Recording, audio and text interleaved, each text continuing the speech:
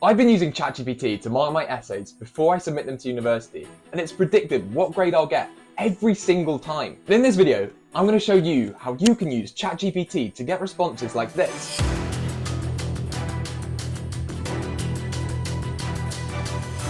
So that you too can consistently and quickly write first-class essays. The timestamps should be on screen about now, and as always they'll be in the description as well, but let's get right into it. First off, studying a humanities degree seems a little bit weird, because at least in my experience, and from what I've heard from other people, lecturers seem a little bit reluctant to hand out firsts. And I've always been somebody that set quite high targets for myself, so I always want to achieve those top grades, but sometimes it's really difficult to know what is expected of you. And this is especially true when the feedback from some of your essays can take upwards of 4, 5, even 6 weeks to actually arrive. And oftentimes it comes back and just looks like this. So I knew there has to be a better way of going about this. So what I've done is I've created a custom GPT which basically takes the role of a lecturer.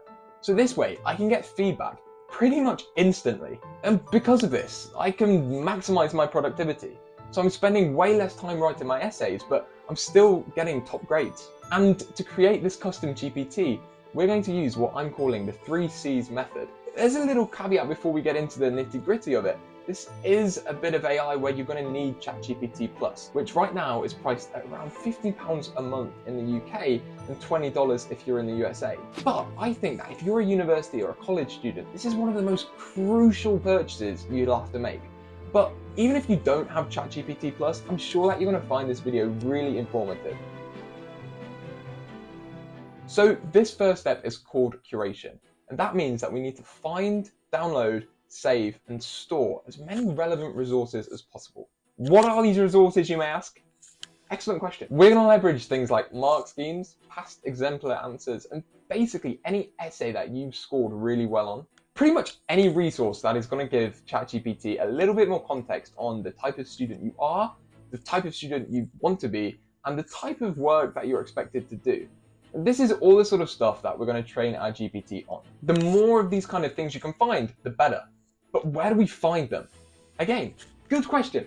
Well, for my university, they actually give you a lot of these materials for free online, right? So if we go to the module page for my linguistics course that I took last term, we can see where some of these might be. So a good place to start, which pretty much any university student is going to have access to, is the marking criteria, or like the mark scheme. Usually this should be fairly easily accessible. So what we want to do is save this as a PDF and then add it to a folder on our desktop. Now, another excellent resource that you can leverage as well is like a past essay that's been graded really highly. Now look, not all of your modules, not all of your subjects are gonna give these out because they're kind of a little bit of a hack in the age of AI. But what we can do is we can save anything like this and then add it to that folder that we created earlier. And of course, another thing you can add to this folder is if you've written an essay and already got a first on that, for example, this is a good example for you to give ChatGPT and say, look, this is the kind of thing that I want to be reproducing. Awesome. So by now you should have a folder that is pretty full of a lot of different resources that we can train ChatGPT on. So the next step of this method is creation. So what we're going to do now is we're going to jump into ChatGPT. And look, if you've never created your own custom GPT before, I'm going to make this really, really easy for you.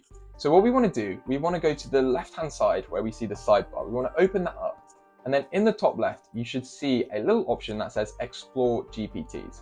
We are going to click on that. And then if you've not seen this before, basically this is ChatGPT's version of the App Store. So yeah, in the future, we're going to see loads of these custom GPTs continue to be made available, and they have loads of different uses. But for our purposes, we want to click that big green button in the top right that says Create. Now, in the left-hand side of this screen, you get an option in the top that says Create or Configure. We want to select Configure. And then about halfway down this screen, we're going to have an option that says Knowledge. And this is where we're going to upload all of those files that we just curated and put in a big folder on our desktop. So again, this is really easy. This is just a case of dragging and dropping all of those files. And look, the great thing about this is that by uploading all of these kind of custom resources and custom files, we're bypassing the need to give ChatGPT prompts, which we all know can be really tedious and time consuming. You know, you can end up spending way more time actually just trying to get a decent answer from ChatGPT. and it leaves you wondering if it's actually worth it. But by using this method, we can save lots of time. So with these files uploaded, the next thing we want to go to instructions. And this is a little bit of an example of the kind of template that you might want to give ChatGPT. And essentially, this is just giving this custom GPT the role of a lecturer, or somebody that's going to mark your essay.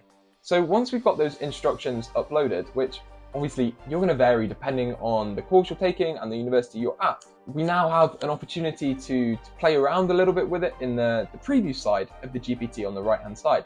So this is the opportunity when you want to start testing it out, putting in maybe like a paragraph from your essay and seeing what kind of responses ChatGPT comes back with.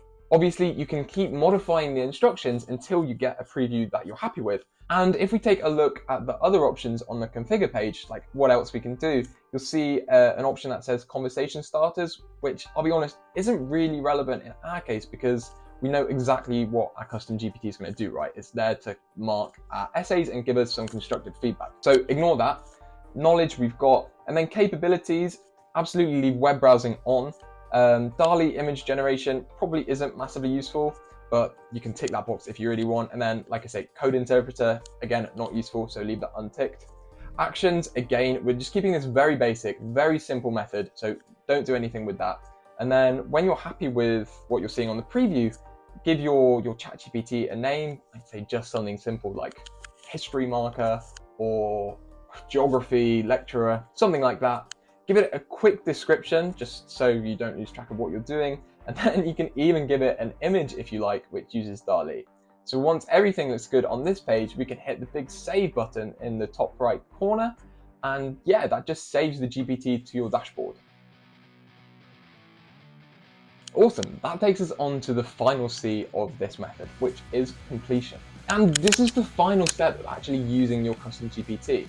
So what we want to do, we want to go onto the sidebar again, make sure that we have our custom GPT selected and just start working with it, right? The thing is, you can spend as much time as you actually want using this. So you can either get like a really, really high first, just scrape it first, get a 2-1, like you get out of it what you put in. And look, whilst the feedback you get from the GPT isn't going to be 100% as your lecturer, it's pretty damn close. Especially if you're using the mark scheme that, I mean, look, the lecturer or the mark is going to be going off anyway. And obviously this GPT is now saved. So if you have a similar essay or another essay from the same subject in the future, you can just keep coming back to this. You can share it around with your friends and people that are also taking the same class. If you guys are interested as well, let me know and I can make some of my custom GPTs available so you can have a play around with them and see if they differ to yours. But if you found this information useful, you'll probably find this video really helpful, where I give you another way and another method of how you can use ChatGPT to help you write your essays. So thank you so much for watching and I'll see you all there.